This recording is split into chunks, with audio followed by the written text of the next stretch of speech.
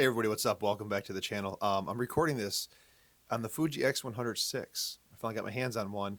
It's crazy. I got this whole thing like hooked up with a monitor so I can see myself, and the mic is it's a 2.5 millimeter mic jack to 3.5 millimeter adapter. I got that going on.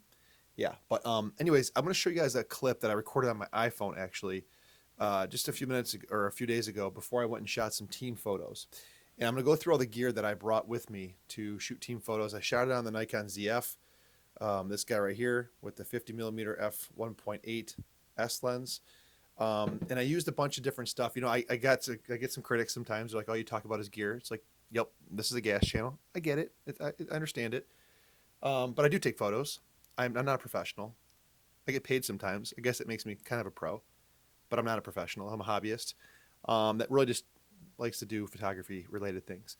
But I took pictures for the kids' team photos, and I did this in the like workout room of the hockey rink. And so here is what I brought with me, and then I'll come back after and we'll talk about the photos. Hey everybody, what's up? Welcome back to the channel. So I'm about to go and shoot team photos for my hockey team, my son's hockey team.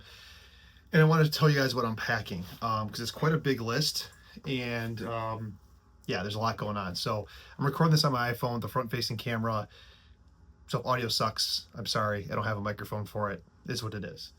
Anyways, let's start with the main thing that we're going to be shooting with, and it is going to be the Nikon ZF. So Nikon ZF with the 50mm 1.8. And just a quick note about this. I will set all my settings manually, so I will use the top dials. And I will set my white balance manually, and I'll base it off the first shot. And the reason why is because how I shoot the first photo, I edit the first photo, and because I'm in a controlled environment, I can copy paste to all the remaining photos and make my editing way quicker and way easier. And so probably shoot like f5.6 because again, depth of field is not something that's really important here. We're not trying to blow a background out. And I will set my shutter speed as something that's going to get nice still photos, probably 1/250th or something like that, and use ISO and light to kind of control the exposure, and set white balance to match the lighting that I have, so I don't have to keep changing the white balance every time. So that's what I'll do. I'll shoot this thing in full manual and go that way. So 51.8 on the Nikon ZF is going in the bag. Oh, by the way, the bag is this Brevity jumper bag or whatever. So that goes in the bag. On top of it is going to be this Godox Pro N, whatever it's called, wireless flash trigger, so that goes on there. And the backup camera to this is going to be the X100VI.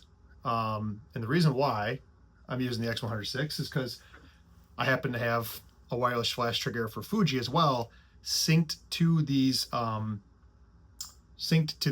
flashes at the same channel and same ID number and stuff like that. So these are both going in the bag. All right, so that's the camera setup. For lighting, I am going to be just using these cheap little Godox TT350s. You guys see these right here. These are great. I put them on the little stand that comes with them, and then I put them on a light stand.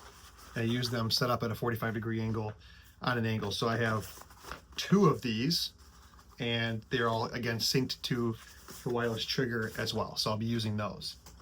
In addition to, and probably a little overkill, and I'll tell you why in a second, it's not in frame here, but I have my light. I'm going to bring that. I like using constant light because the exposure never really changes, and I get a good preview of what I'm doing beforehand. So that's going to be coming with me. And the flashes are going to be used a bit more for like fill flash or behind the subject. And the reason why it's important is because for backdrop, I have this little thing here. It's like 30 bucks. In this bag is a frame, just a big frame with a bunch of clamps to hold this big cloth on. So we'll have a black background on a big frame again. So depth of field doesn't matter on a black background, and the lighting will be controlled. So we'll do that. I kind of wish I had a white background because I want to do something with colors, but yeah, nonetheless, that's what's going on there. Also be bringing an extra light stand. Again, I can put flashes up on this, so that's great. And then I will be bringing my tripod as well. Because I'm the coach, I have to then set the camera onto like a 10-second timer and get into the frame for the bigger team photo. So we'll be using this just for that one shot, really. In addition to that, I have this guy right here. You guys see the screen? Or sorry, see the box? This is a like smoke and light machine. I think it's used for like concerts and stuff like that, but this is a cheap version. What I'm using this for is because we have a black background, for some of the shots I want to lay some smoke down behind them and then light it up with blue. Our team colors are black, white, and blue. And so I'm going to lay down some smoke with that. And these are pretty cool because I can change the color on this remote here. So I don't have to be running around pushing buttons on this. And I can activate the smoke with this controller right here, which is also cool. So I can kind of be a one-man band. And what I'm going to do is set this up on a chair or something. Unfortunately, this doesn't have like a tripod mount or anything like that to put it on. So I'm gonna have to put this like off to the side on some kind of a chair or something, so it lays the smoke down at their level behind them, and then I'll have either the blue light from this on there, or I use this thing, this guy right here. This goes over my flash. One of the flashes that in here is a blue gel, so I just screw this onto the flash head, and then I put this behind, lay down a layer of smoke, hit the trigger on the flash, the wireless flash trigger, puts a blue beam out, it lights all that smoke up and creates like this blue background on a black background that looks pretty cool.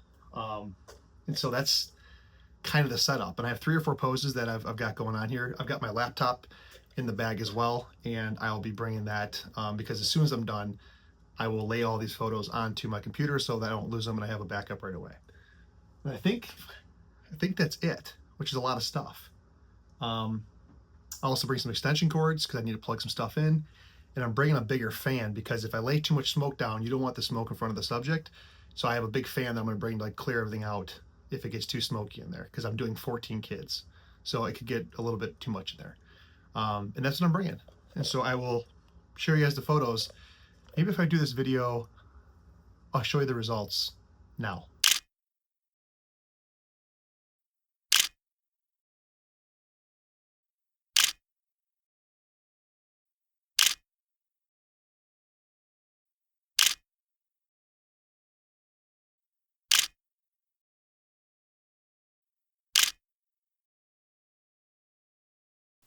All right. So those are the photos. You know what? I'm happy with them. I think they came out really, really good. Doing the white balance thing was a big piece of it that made it way easy for me to edit. I delivered these the same night. Shooting at a higher aperture so that I had more depth of field was really important as well. The autofocus on the Nikon is really reliable and super awesome. And it worked really, really great. Honestly, there was no issues with the Nikon whatsoever. I did something similar last year on a Fuji X-T5 with the 33mm f1.4. And I'll tell you that I cannot tell a difference really between the two cameras, full frame versus APS-C. In fact, if anything, that 33-1.4 might be a little bit sharper than the 51.8. There was some really good clarity there. Or maybe that's megapixels because it's a 40 megapixel sensor versus this being 24. But none of that matters because they print them and nobody cares about 40 versus 24 or like just slightly sharper versus, it really doesn't matter that much. But I'll tell you, the autofocus experience on the Nikon was a bit more pleasing in the fact that I was confident in the autofocus the entire time. And I looked through these shots and I would say missed autofocus shots were none, maybe minimal. I don't know. I didn't see many, if any. It really nailed it. And because I shot at like f5.6, the depth of field was deep enough where if it even was a little off, it wouldn't be noticeable in the image. So I hope you guys like that. If you want, I did a video last year about how I set this up and what I did. Maybe I'll link it in the video as we're talking now. Was it up here? Maybe.